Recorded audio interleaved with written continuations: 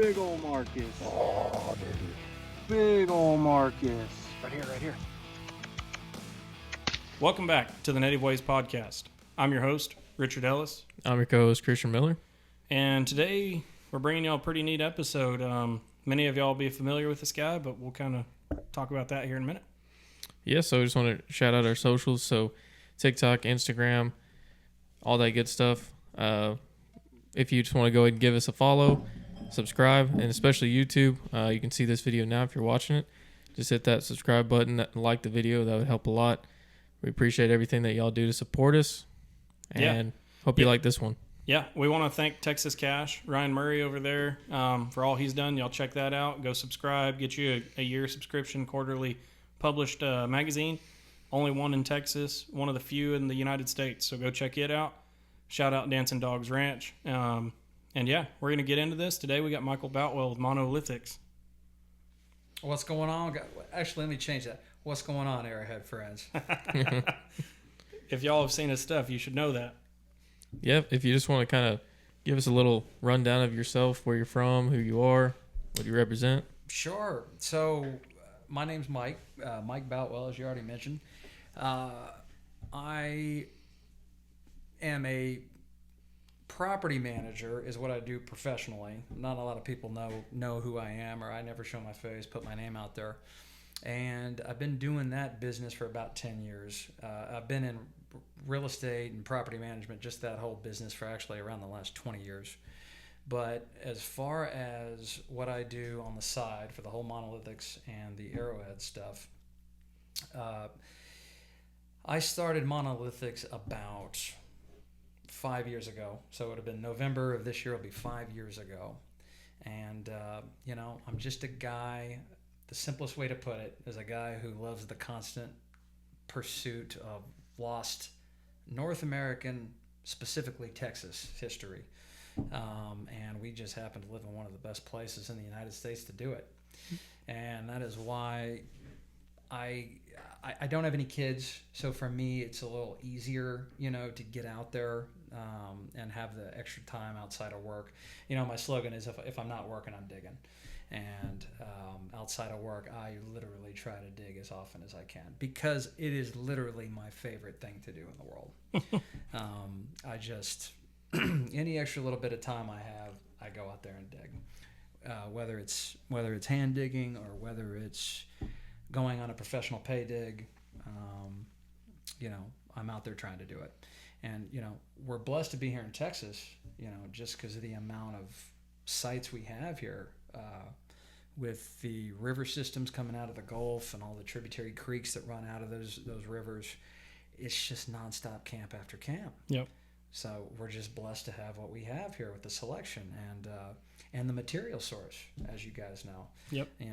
Texas is full of different materials from east to west, north to south. We've got it all. So anyway, I'm just a simple guy out there, man, who loves artifacts. Outside of work, I'm just in the ground. I'm an armadillo. I'm in there as much as I can, man. Armadillo Boutwell. That's it. Yes, sir. So kind of what got you into digging? So I have always loved lost history. When I was a kid, just the idea of ships off the coast that sunk with treasure lying in the ground. I've always loved the idea of archaeology in general. Just where did we come from? Where did we, advance to as a society? Where did we come from? What are the steps that we took from the past to get to where we are today? And just to see the changes in technology. So how I got into Arrowhead specifically, when I was about 14 years old, my dad lives in the Texas Hill Country. He lives out in between Tarpley and Utopia, which is bullseye for some of the best stuff in the world. Yeah. And my dad was a PA for Utopia, and he retired. And he's been a PA for he was a PA for many years. Before that, he was EMS. And being the PA in a small town, you know everybody, and you got connections with people. So when I was 14, he came up. He had some of his best friends at the time that he was doing a lot with at that time were also into being outdoors. And anyway, he asked me, he said, hey, I got this connection to go onto this ranch. He goes, would you like to go do some arrowhead digging? And this was off a ranch, the first place I ever went. I said, absolutely. So the first place we ever went to was a huge ranch off the Sabinal River, which I didn't know anything about arrowheads, nothing. So we went out to this ranch, and we hand dug about, I got to go out to that ranch maybe 4 or 5 different times total. And I was living in Austin. My mom and dad were divorced from many years ago. So I would split time between my dad and my mom, but I was living in Austin. So the few times I got to go hand digging, I got to go to that ranch maybe 4 or 5 times when I was, hanging out with my dad, when I had spending time with my dad. And this is a ranch that we all dream of. It had the deep part of the Sabinal running through it. Huge pecan and oak trees. I mean, all over it. It's in today's money, you're talking something that's going to be, probably $50-60 million ranch at least. Mm-hmm. Massive. And back then, in the early 2000s, when I was 14, we got to go out there and do the hand digging 4 or 5 different times. Well, it was an extremely rich site. So the first time I ever put a tool into the ground, I had no idea what I was doing. So I got to go out there, and we hand dug, maybe like 5 times total, and I found at least a frame or 2 worth of really cool artifacts, including what my dad found. And we didn't touch literally maybe 2% of what, kind of like what you were just talking about a little while ago. Yeah. Maybe 2% of what that entire ranch had, and that was one specific site off that ranch. There was multiple camps on that place. And so when I want to say 14, I might have been like 15 or 16. But during that time in the early 2000s when I went out there, that's what got me started in arrowheads. My dad got the hookup. He knew the guy. He was a ranch hand. He got us on the ranch. Went out there, and we had a good time, and like anything else, all good things come to an end. Well, we kind of lost access because the ranch hand went elsewhere, and my dad's connection, we just lost that connection, so we never got to go back to that ranch. So after about, I'd say 15 years went by, I kind of just stopped. I got the opportunity, and I didn't do anything in that gap, in that entire time. So like 15 years goes by. And then in about 2014, going into late 2014, I kind of, with an old friend of mine who I knew growing up, he kind of started telling me about these, there is, I kind of started wondering about the arrowhead world again. And he just told me, there's these pay digs you can go on. I had no idea what these things were. So 2014 it started. I went to my first pay dig. And from there, I hit the ground running pretty hard. And so the last 11 years from 2014 to now, I've been digging pretty dang hard. Yeah. All over Texas. A lot of different sites. I'd probably say at least, I have a map of Texas I put went to Hobby Lobby. I bought an old map of Texas that's divided by county. It's got all the river systems that run through it. And I put a pin on every place where I've dug. I might have to do that. It's a good visual, especially when people walk into your house and they're like, so what do you do? Well, let me show you where I go and what I do. Gives them a good visual, and I'd say there's at least 45 to 50 different pin locations on there now, of scattered through mainly central out into the hill country, some out in West Texas, a few out in Southeast, but the main areas that got a bulk of our stuff. Yeah. And anyway, man, that's how I got started. The friend reconnected me in 14. I won't just for namesake, I'll keep these guys private, but got reconnected and hit the ground running, and it's just been nonstop ever since, man. It's been a blast. That's awesome. That's cool to hear. Like I said, I mean, I want to do that now with the map, because one of my favorite things about digging artifacts is seeing the different sites.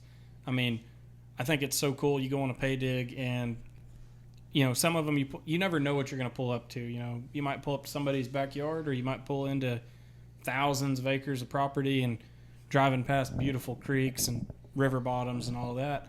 And yeah, that's probably my favorite part about it, especially when you get down in the hill country. You never know what you're going to see. Absolutely. That's cool. Yes. Do you have any recollection of the first point you might have found, or not necessarily type, maybe just even what it might have looked like? The one that I remember the most was off that ranch that my dad took me to when we first started digging. I popped out a little paddle drill. Mm-hmm. That's the one I remember. I can't tell you if it was the first artifact that came out of the ground, but that's the one I remember from that place. And the reason I tell you that site would have been an Indian Creek Twin Elm all over again, like you were saying at the other place. My dad was dating a girl at the time, and she was a slow digger. I mean, she would get in there like with the toothbrush type of digger, like she didn't even know what she was doing really. She found one of the finest curville knives out of that place I've ever seen.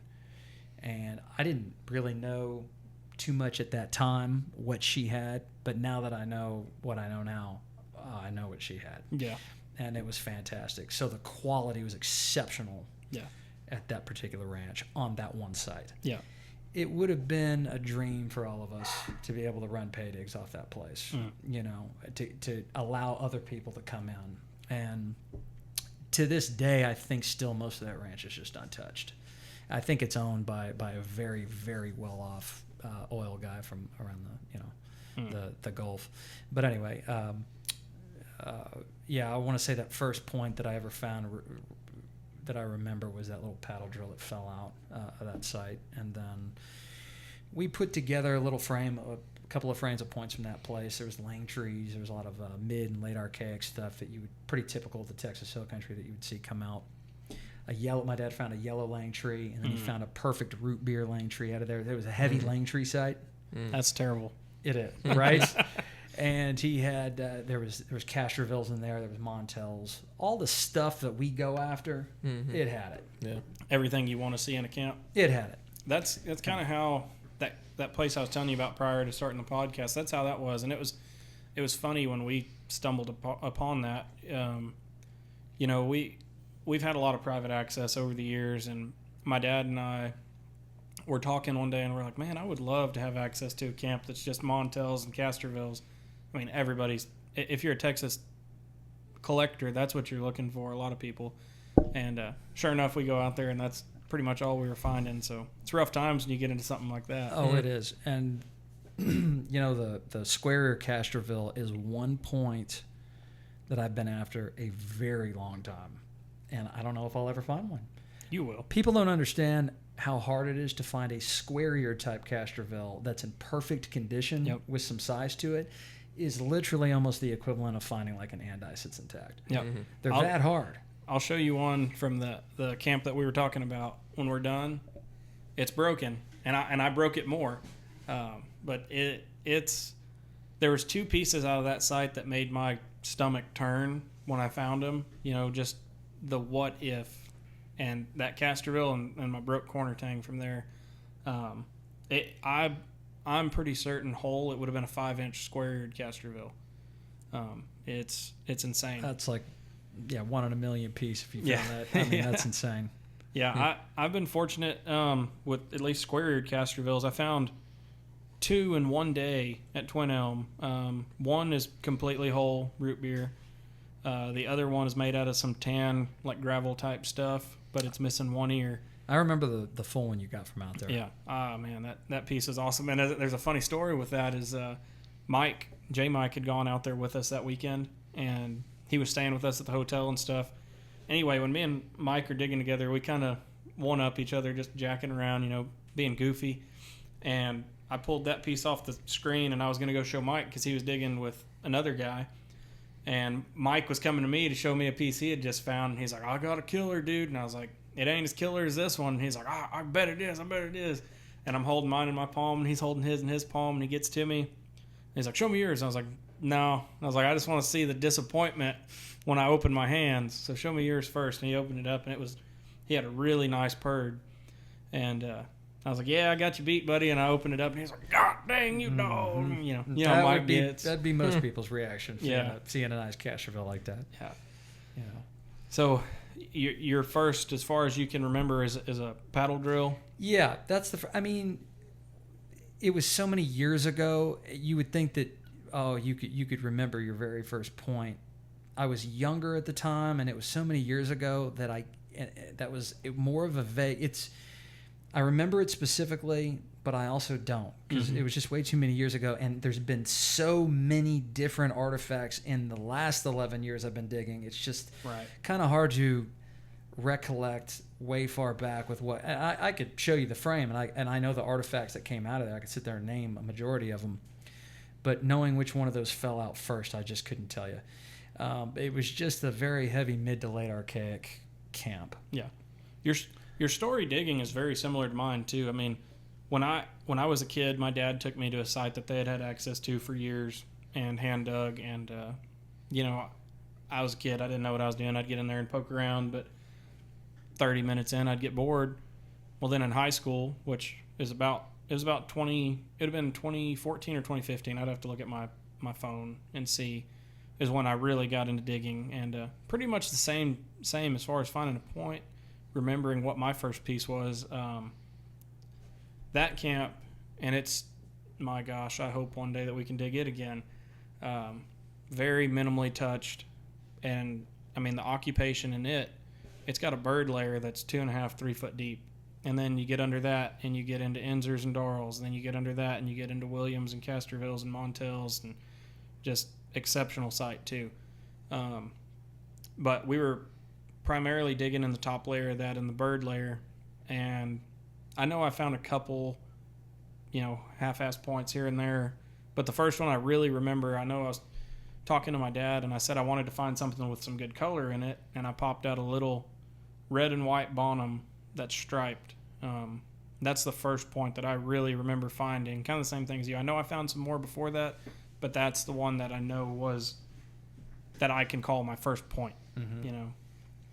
So yeah. And I know that we didn't dig that camp deep enough. We were amateurs. Yeah. Especially me. I didn't know what the heck I was doing. Went in there with a shovel, started out with the wrong tools. And we're talking, we were diving down only about 2 feet at most. Yeah. If you looked at this camp, you put your mind, like, you think about it like back in ancient times, it was picture perfect. It was absolutely a beautiful setup.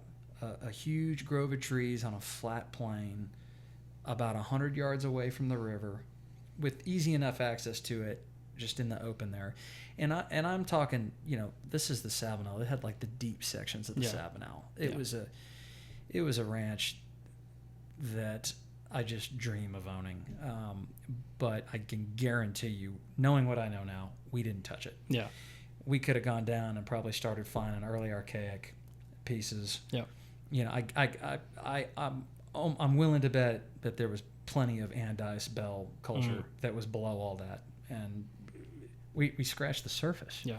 That camp, I would just still say it's untouched. Yeah. That's something we're kind of hoping that this podcast will allow people to realize, especially if you're new into the hobby. I mean, and everybody that's dug has done it. Dig to the bottom. Dig until you hit that hard pan or that clay line, and know you're getting everything. Yeah, it may be hard, but it's worth it when you're in a really good camp, especially. And depending on situation, I mean, there's places that we've dug that we know, hey, we're not going to be able to have the time to dig all that stuff. But if things were right, if you've got access to a camp to really dig it right. Dig it all the way to the bottom and find everything. So you were talking about in that you knew y'all weren't digging it correctly, mainly tools and not digging deep enough. That brings up another point. I know you mentioned you hand dig and you screen dig. When you're hand digging, what are the tools that you carry with you? Because that's not something we've really talked about on here much. I think, we've mentioned it in some videos, but what are your go-to hand digging tools? Pickaxe. Yeah. That's the 100% main tool that I use. And I don't even go in there, and everybody has a different technique. My technique, going with a pickaxe that was specially made, and it's probably only, I could have brought it, it's probably only about 20 inches in length, and the upper part where the pick part is, where it gets sharp, is very narrow to where you can get it into the rock easily, and that portion's probably like 16 inches. Mhm. So it's probably like 16 by, I don't know, 20, 25. It's just very easy to maneuver and handle. Mhm. It's doesn't have long portions to it where you get down in there easy, and the size of it was specifically made for me, and I asked him to put it at those lengths. Mm-hmm. And it's they're pretty common. I mean, you guys have the pickaxes. Yep. I mean, anybody that hand digs is probably going to have one of those. I just don't like the super wide, the part Stinger? at the top. I don't like them where it's overly wide. It's just too hard to get in there and get in that rock, and it's more metal exposure. Yep. The less metal exposure you have going into the ground, the better. Yeah. That's why, on a side note, I hate when they use excavators on professional digs. You're adding, they use the excavator to go in there to make it easier for the skid steer to come in after to pick up the dirt. It's doubling and tripling Yep. the metal exposure to damage those artifacts. It's terrible. So anybody who's got a professional pay dig out there, I would beg you, do not use an excavator. Anyway, the pickaxe is the main thing.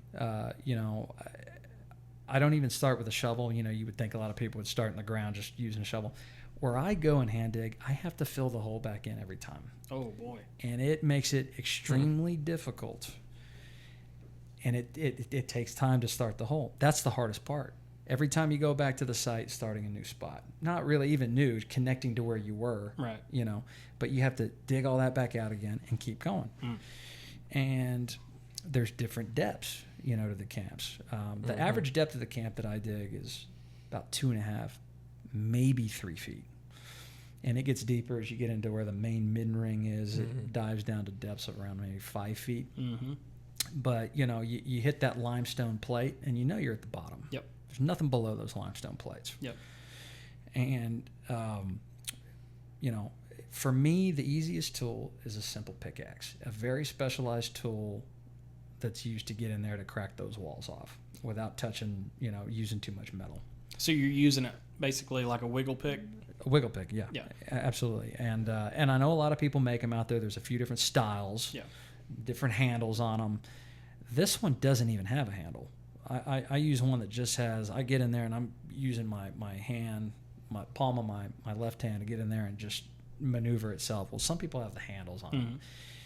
I don't use them. There's ball handles, and you got the tubular, other types of handles on there.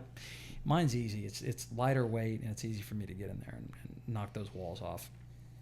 That's what I use. Hand digging is a totally different ball game. You got to find your own rhythm. And the other thing is, when you're hand digging, you have to get down and come from underneath. Knock the wall out from underneath. Yep. And I've made the mistake of breaking a few artifacts. It's also inevitable. We can't see, obviously. Nobody can see what's in the ground. So whether it's at the most bottom portion of the dirt at the plate, or whether it's in the middle, but it's easiest if you're knocking from the bottom to knock that wall off. Yep. You at least minimize the chance of damaging something. Right. So that's all I use. One tool Really? to do the whole thing. You don't take a shovel I at all? don't even or take a nothing? dang shovel. Really? I don't even take a dang shovel. That's impressive. I literally start with the pick itself, right at the top. There is some arrow points in that camp, and it takes enough out because the camp's not super deep, so it doesn't take a super long time to get it going again. You can get your rhythm, and it's I don't know. That's just my routine. Everybody's got their own, but that's mine. So are you making like a continuous wall? I couldn't say wall. But Yeah. Are you kind of popping a hole next to that hole, or are you kind of just going? It in different depends. areas? If I'm both. Right. Sometimes I'll start a completely different spot, or sometimes I'll run off of a pre-existing hole that I had where I filled it back in. That you can kind of, right where you filled it in, get that edge going a little easier. Right. But both. This isn't a huge camp. The place I've been digging, up towards Bell County, I've been digging it for a while, and there's 2 different camps, both sides of the ranch, and one side I can't go to anymore. It's been off limits, but I found a camp on the other side, and Unfortunately, the camp on the other side doesn't have Ocala. The first camp I was digging back in like 2018 and 19 had a bunch of Ocala in it. And I love the Ocala style points. But it's weird. You would think that the Ocalas would be 2 miles away. Yeah. They're not there. You know what I mean? So that culture wasn't making them over there.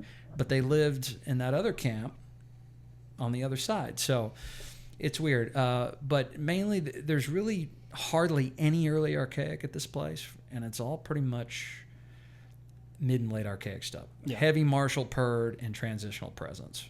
Enzers, Darls, Fairlands, Zephyrs, all that. All that last of the Atlatl stuff all through like the Marshall people. That's where a lot of that stuff was coming. Nothing wrong with that. No, I'm fine with it. I'm fine with it. So, but anyway, answer your question, one specific tool, one single wiggle pick, that's all I use. So, I know the past 5 years is about what you've been making content, and people that know of you have seen some of the exceptional pieces that you and Miss Gina have pulled out. That being said, prior to your content making, what were some of those really significant finds that maybe you look back at and you're like, dang, I wish I had a camera then, or dang, I wish I was recording? Because I know I've got a few of them myself that I wish if I'd have taken 5 seconds just to pull my phone out and hit a little short, I'd still have that memory. You know, there's 2 finds that I didn't get on video prior to when I started taking videos of anything that we were finding. The first one was her Kerrville knife that she found. So there was 2 Indian Creek digs. Tanner had his. Yep. Then you ran about 2 miles down that same creek. Clint had his. Yep. She found, this is kind of when she was new getting into the artifact world.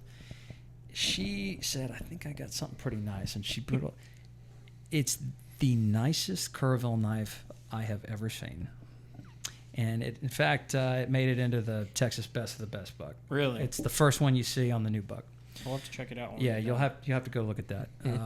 And fantastic, just beautiful. I didn't get that on video because she had already taken it out of the pile and handed it to me, and I already had lost my mind. I forgot phones even existed at that point. I was just staring at that artifact. That's one. The other one is actually the point that is on my the Manolithics picture itself, that Martindale. Yeah. That came out of Logan's dig out in Barksdale, which outside of Twin Elm, the Twin Elm for Tanners and that Barksdale dig, when Logan, cause there was multiple operators that were on that ranch prior to Logan. Yeah. Logan went back out and reopened that place, and it had some of the finest early archaic pieces I've ever seen in my life. Yep. Come off that place. Yep. And so that Martindale would be the second one I didn't get on camera. How early into Logan digging that? Was that his first site, and was how early into the dig? That was Logan's first site, and that day, I think it was the first day we were there. It was either the first day or the second day I was out there. I think it was the first, though. Literally the first time Logan. We had a test dig that day. Yep. Logan got a group of about, I don't know, it was like 12 people out there, maybe. Well, maybe about 12 people, 14 people. And we tore into the side of that hill that was right there. And Gina we found a laguna. She found a laguna. She found one of the most gorgeous bandies I've ever seen. I found that Martindale. She found a killer blade. That day that's the best day we've ever had on a pay dig. Yeah. And for me and her going digging personally, that is the best day I've ever seen on a screen. Logan reopened that place, and it's just spit out killer after killer after killer of literally some of the best early archaic pieces I've seen found in Texas. No doubt. I know the first time I dug with Logan out there, I think it was either the second or the third weekend. That day, in the first load, I found broke andice. I found 5 broke andice in one day. My uncle found a 99% whole, extremely nice bell. It's just missing the tiniest bit of the tip. The same day, another extremely nice bell came out. Roland Buckley, his wife, found an eccentric andice that day, which we had him on. That's Sharkwater Outdoors. Y'all check him out. Yeah, I got to see some incredible pieces come out of that place. And then his second site that he dug about a year later, that one was also really good. That day I seen an exceptional bell come out too. So some of the best, like you said, early archaic that I've seen come out of anywhere. Literally some of the best early archaic. And not only that, so after that dig finished where all that early stuff was coming from, we paused, and then Logan asked me, he says, hey, I need you to come and help me test this spot across the creek. So him and I went out there with the machine and tested that other side, and that's where eventually all that killer paleo stuff started coming out of.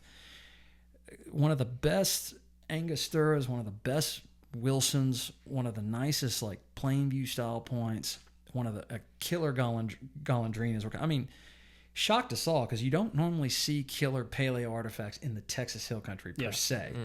They can be found out there, but it's kind of rare to find extremely super killers that consistently in one spot in the Hill Country. Yep. They were coming out of there, which kind of blew our mind. But it really blew our mind because on the test dig we didn't see paleo coming out. We were just seeing some of that, like Castrovilles and some Enzers and stuff like that. But when it shifted into a different spot, those killer paleo started popping. That ranch and that dig was just spectacular. Yeah, that place, it's got so many camps on it, and still stuff left. Still. So that being said, what kind of got you to want to start Manolithics? What was the purpose behind it, and what really started it? So November of 2020, this is during COVID, I just thought, I'm digging. Why not video this stuff and just start posting it online for people to kind of see how this stuff works? Really, people don't get the opportunity to do what we get to do. It really is. It's a blessing. It can end at any time, but it's a pure blessing. And to be able to go out there and do this, I get so many people now reach out and say, I love the video, love the content. Thank you for posting this stuff. They don't get the opportunity to do this. Yeah. This kind of just brings people right in, So I started filming around 2020 pretty heavily, late 2020. But how it really started was I just kind of started with just posting a nice picture of points. No music, no background, just posting some of the points I had found prior to 2020. And from there, man, the rest is history. It got into, doing from just posting the finds of me down in the hole, hand digging, and the beauty about that is people can see a little bit of the context. Yeah. And nothing against what we do on screen digs. We all love doing that, but people don't understand there's a big difference between the two. Yes. The hand digging gives you the major context, and the context is extremely important. Getting to see the exact level of which an artifact comes out, and getting to document the site, taking your own notes. It kind of got into that, and then it got into some of the occasional voiceovers and more educational videos and content, and I was getting some positive feedback about that stuff. And then even from that, a few people reaching out asking if I could take their find and just do a voiceover on that. So I don't know what Manolithics in the course of the long run, what it's going to fully be. It's just going to be a variation of different things like it's been.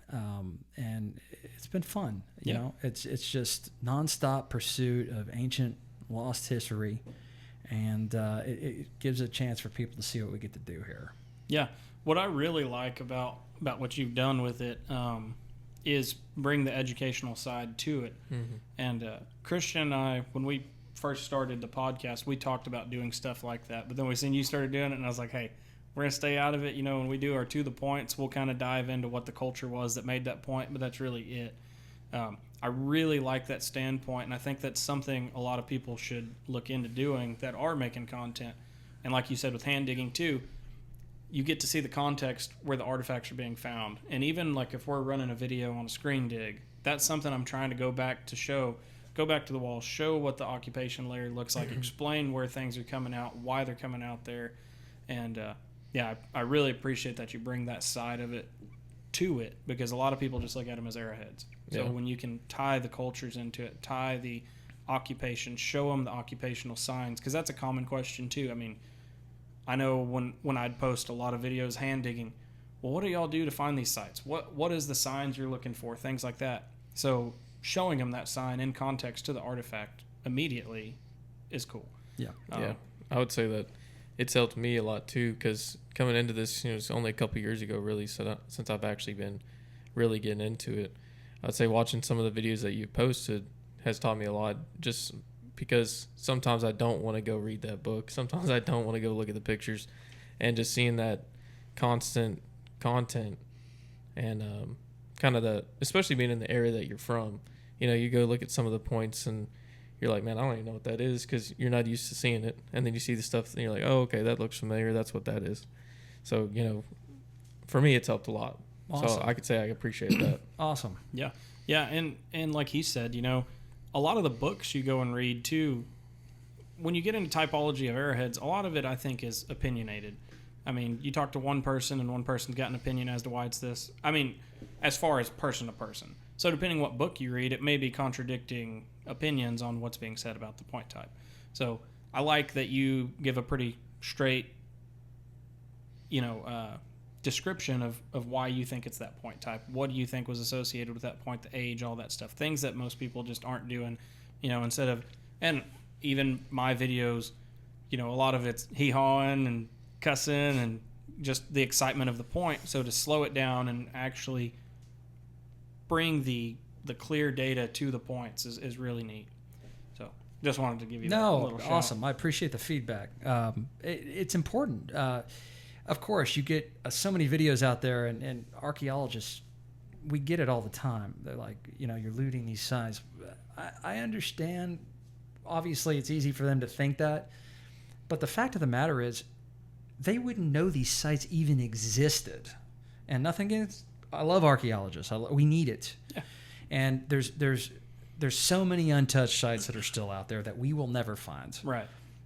The places that we're hitting, I mean, they just never knew that these sites even existed. And they probably would have never known these sites existed. And to me, it's getting in there and it's saving things that, in my opinion, would have never have been found. Yeah. I think, too, and I don't want to speak on behalf of an archaeologist. I'm not an archaeologist. The only real archaeologist we've had any discussion with is David. But I think a lot of these sites that we dig aren't sites that would have been significant to the archaeological record. When you get, and I've heard it from a few archaeologists that we've talked to, when you get into sites that have wash layers and stuff like that, when the context is not clearly in place as it should be, you start running into issues documenting that. Now, we talked with David at Temple, and he talked about a site at the Laguna Montel where I believe it was Martindale culture. Was it Martindale or was? Yeah, I think so. It was either Martindale or maybe it was St. Mary's Hall. But they brought in 5.5 feet of gravel into their camp and placed it because they were finding whatever the point type was. I can't remember exactly. Whatever it was in context below the gravel line, and then they brought it in, and then they were finding points above it. It wasn't a flood layer. It wasn't anything like that. They physically brought in the gravel.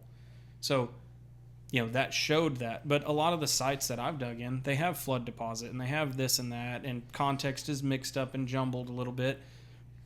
And in the grand scheme of things, some of these sites aren't big enough or contain enough archaeological context that it would be significant anyways. Right.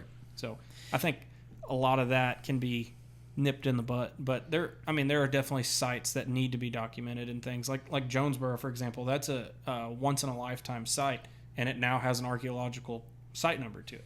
There's a reason. Absolutely. Oh, Jonesboro. Shout out to Todd Dodds, by the way. I absolutely love him. He's such a good guy.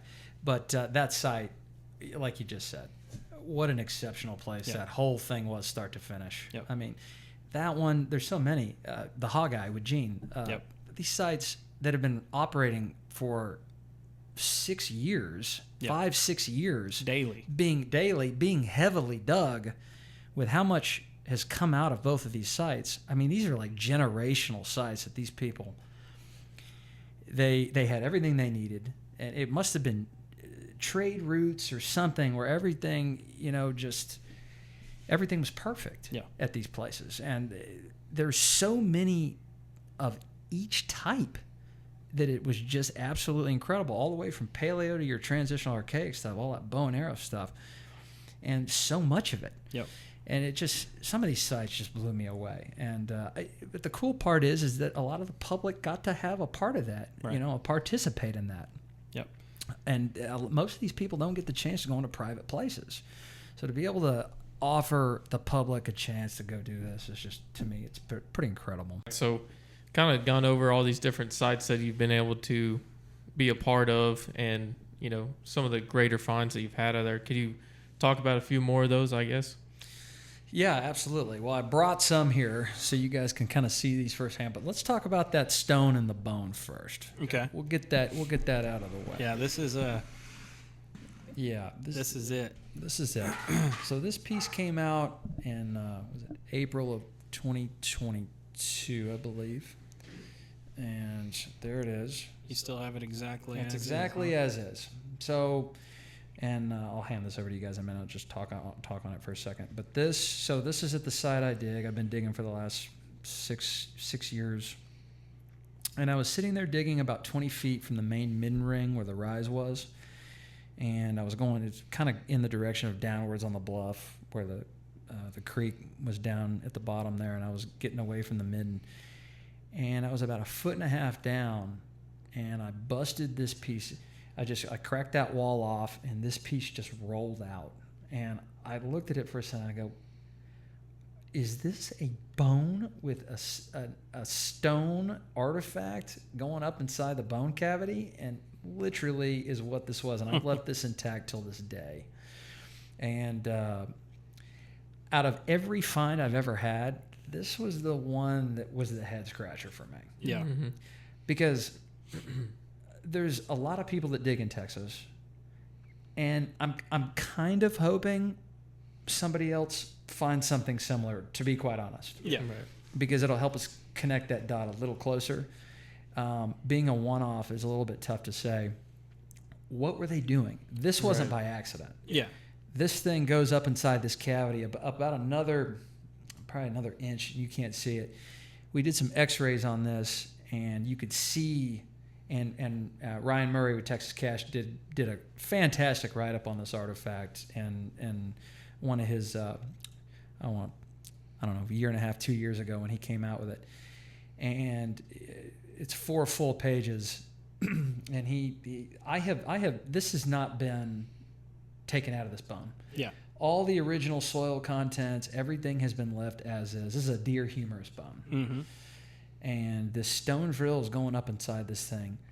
So it makes you wonder, well, were they obtaining the bone marrow out of this?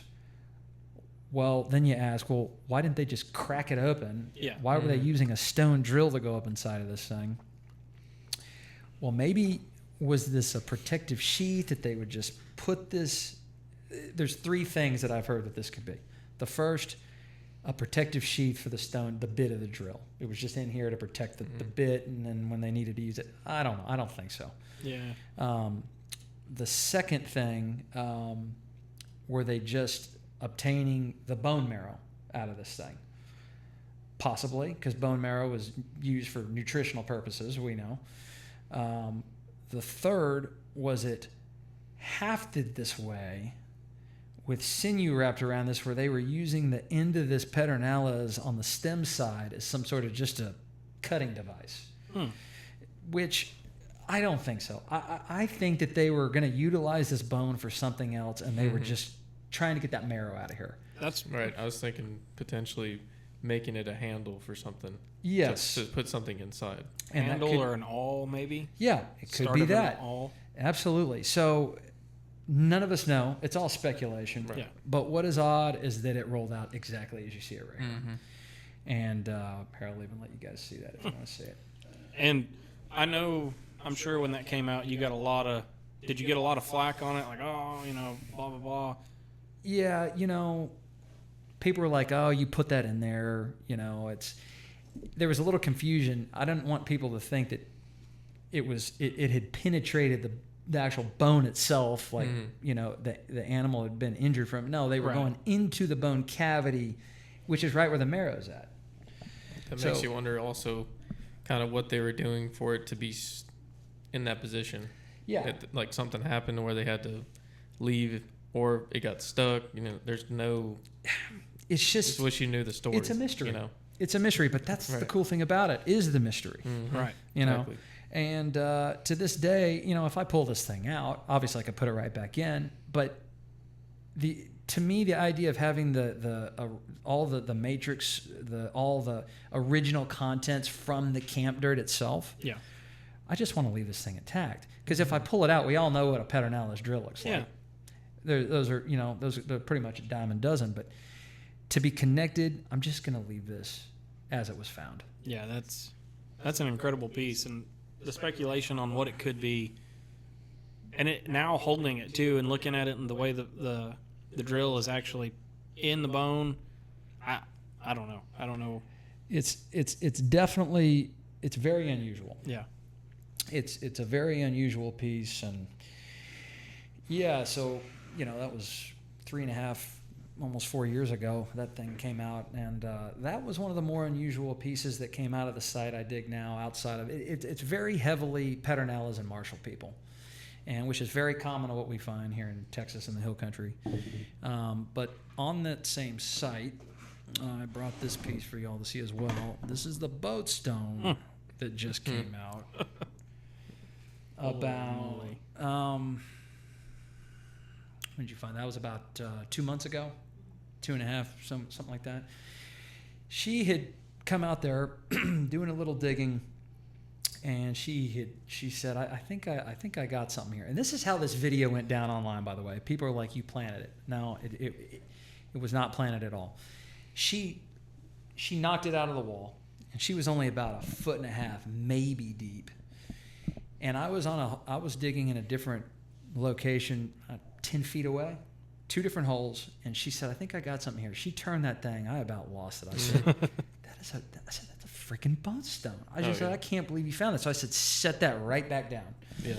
And so, she put this down. I had not seen it up close.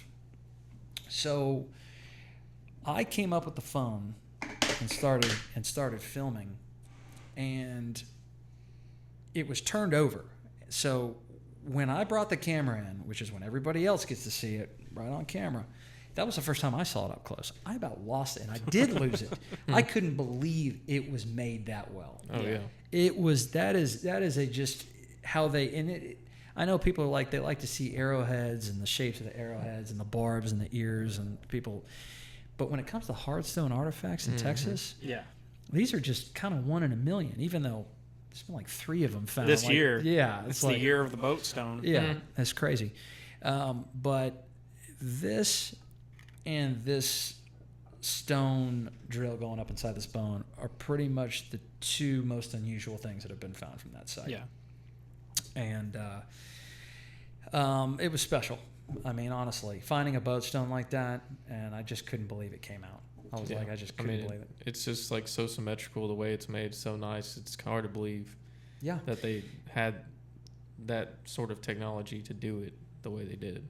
Absolutely. And people don't understand. It takes a long Oh, yeah. time to shape these rocks like this. Especially material like that. I mean, that's some type of. It almost looks like a granite, It's like but porous. it's more like a concrete type material. It is. It's some an type of odd concretion. material. Yeah. Very cool. It's got a lot of granite appearance to it, but it's definitely just some type of probably river concretion or something. But it's I don't know what the exact material is, but it's extremely symmetrical. And they cranked out an arrowhead in an hour or 2 back in ancient times. That I guarantee you took way longer to make than a typical arrowhead. So anyway, just those are the 2 most unusual things as far as the hand digging, but other unusual rare finds that we don't see is going back to Logan's site, trade point that Gina found off that site, and pretty remarkable because we should have brought that actually. Should have brought that too, but it's a smaller one. And the beauty about that trade point is that it was one of the ones that was actually melted down by the natives themselves at the time. And that point's probably only 150 to 200 years old. Yeah. back in historic times, I would even guess it like Comanche or the Tonkin Indians. Yeah, something you can actually associate something it we with. can. Everybody's always asked, well, what tribe is this? What tribe is that? On everything that we're finding. Well, people don't know the historical or the archaeological timeline. This stuff that we find has no names. Yeah. These are just eras of history. Late prehistoric, archaic, or transitional archaic. Late archaic, mid archaic, early, all the timeline. Well, at least finally you can ask that question and we can answer it with a trade point. Yeah. It was connected to Indians that we have names of within the last 200 to 300 years. And yeah, that's the beauty about the one she found, is that it wasn't one of the ones done by one of the blacksmiths that have those rigid lines on the stems. Those were made in numbers. This one in particular was literally melted down by those tribes themselves and formed. Huh. So very unusual, very cool piece. And it came right off the site where all that stuff, all that early archaic stuff was coming from. Yeah, those trade points are, like we were talking about before this. They're pieces. I mean, just like all those pieces you just pulled out, the bone with the drill in it, the boat stone. I mean, they're pieces you don't expect to see ever come out, especially central Texas to the hill country, or kind of like you were talking about with Dillon's off the coast. Like, you just don't expect that material to survive. Just like with the drill, you don't expect that material to survive intact. It's you just don't don't see it. You don't see it. Absolutely. Amazing pieces. Yeah, thank you. So out of all the thousands of artifacts recovered over the last decade, a little over, these are more unusual. I would say, we could sit there and look at stone points all day, but outside of the stone artifacts, I would say the other unusual find I had was a 5-hole drill gorget that came out of Indian Creek, Really? at Twin Elm.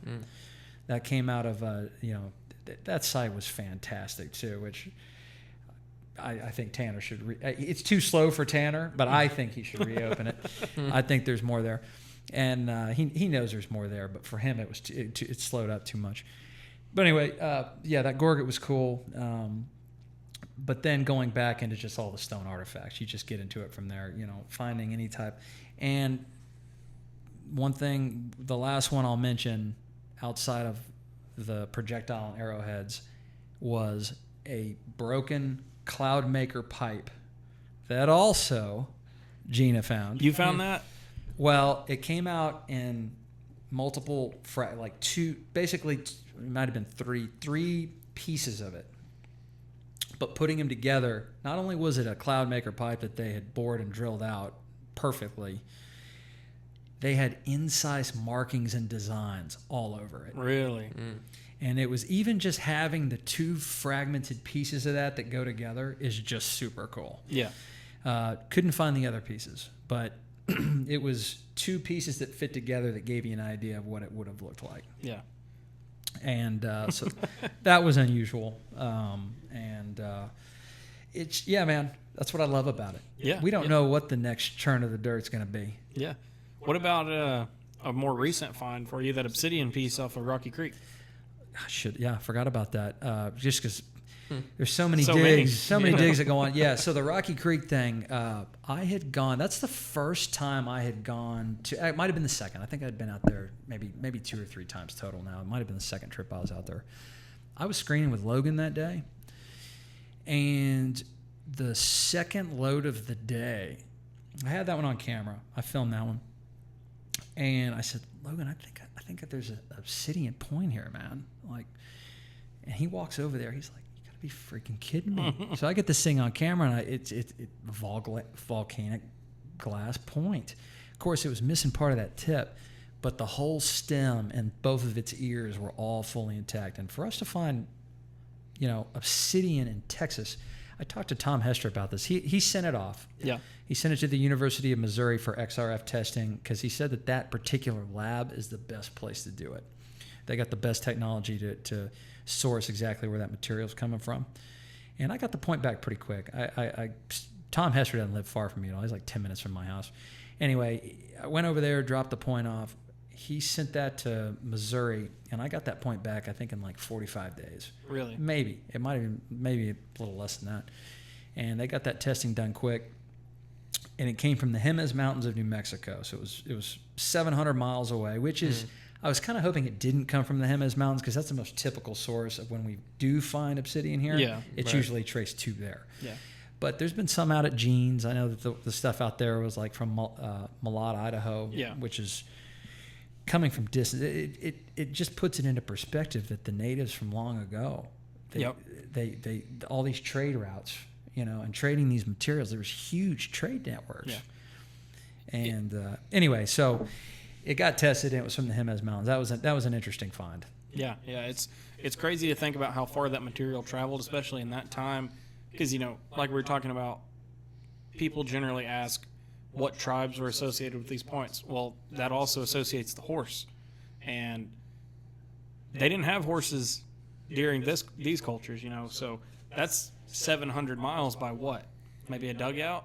I don't know when dugouts started being implemented going up and down the rivers, but that's a long way. Just like finding alabates in this area and stuff. That even alabates to get here is traveling a long ways. Oh yeah. So- Oh yeah.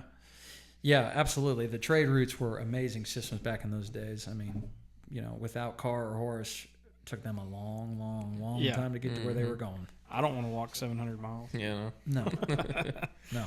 But so I guess we're kind of getting towards the end of this. But what do you have? I know you said earlier you don't know what the long-term look of Manolithics is, but do you have any goals going forward or anything you're working on? Or originally, I couldn't tell myself I didn't want to charge people for anything I was putting out. Yeah. I was like, people don't get to see this stuff anyway, so it's like, just put it out there. So I didn't do any subscriber, subscriptions or trying to get people to subscribe to my channel. And it kind of, some of the videos that's where, when you start getting videos that run up into the millions of views, and there's only been a handful of those. Yeah. Most of the videos don't do that. Getting specific, if you want to talk about the platforms, like your average video for people on TikTok might run into 1,000, 2,000 views. If you're lucky, a lot of them don't even reach 1,000 views because TikTok's so flooded with arrowhead content now. And the algorithms are very different. The TikTok followers, it doesn't really matter. Yeah. A person with 10,000 followers could get more views than a person who has 1 million followers. Yeah. Because most people are just flipping through their For You page and they don't even look at the followers tab. So it really comes down to, how engaged your followers are, if they're dedicated and wanting to see every day what you're putting out. But, I don't know where it's going to go yet. It's grown significantly since I started in November of 2020.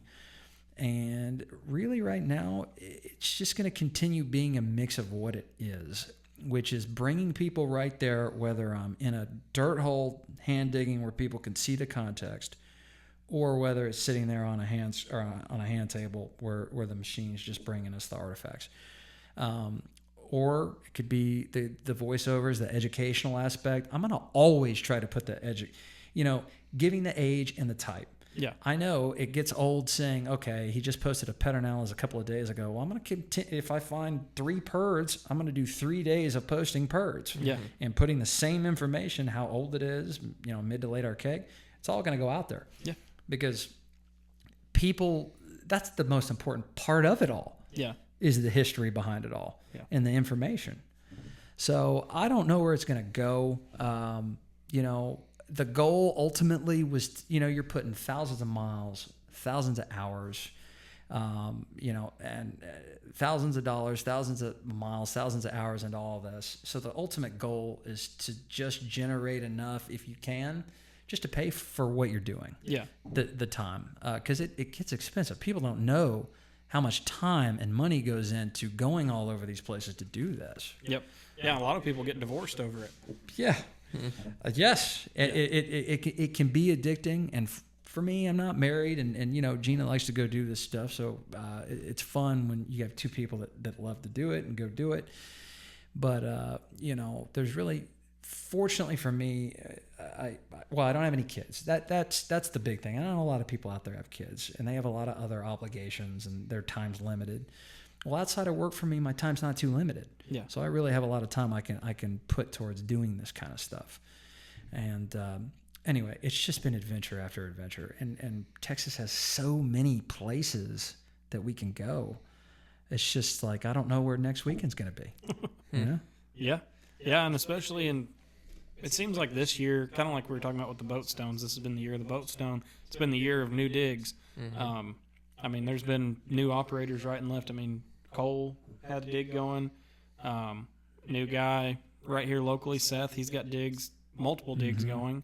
Spencer's got digs going, plus the guys that have been going, you know, Mike, Quaid, some stuff popping up in the hill country a little bit, Clint Beckham. Tanner's always behind the scenes working on stuff, but that punk, he's always just it. digging the richest Dude. private sites. It's crazy. I'm happy for him, but it's like a good jealousy. You know? Did you see what he found on Friday? I did not. Oh boy, I'm not going to talk about it on here because Oh boy, yeah, it's insane. I'll have to hit him up. It's a 1 in a million piece in the hill country for sure. Oh man, I'm really gonna have to hit him up. It's probably more rare than that boatstone. Wow. Yeah. Okay. Yeah, it's Now you got my interest here. I'm gonna have to see what's when up. we're off camera. I'll tell you what it was. Yeah. Yeah. He sent me a Snapchat of it. He didn't even know what it was yet, and I was like, dude, that's this. And he got done digging, and he's like, dude, you're right. I didn't even know what it was. Oh boy. It's sick. Yeah. But yeah, I think we're kind of getting to that point, huh? Yeah. Well, man, it's been awesome. Thanks for having me. I know you guys have a lot of material you cover, and it's just kind of fun to get on here and talk about artifacts with y'all. Yeah, man, we appreciate the heck out of it. Like we were saying beforehand, you know, especially in Texas, you're one of the OGs to content creating as far as artifacts go. You were there early and you stuck with it, and you're putting out the right content, in my opinion. I appreciate that. Yeah, absolutely. You Yes, got sir. anything you want to say? No, I just appreciate everything that you do, and appreciate you coming here today, talking about all this good stuff with us. And I guess we're going to wrap it up. Y'all make sure you keep living your hobbies. We'll see you on the next one. See y'all later.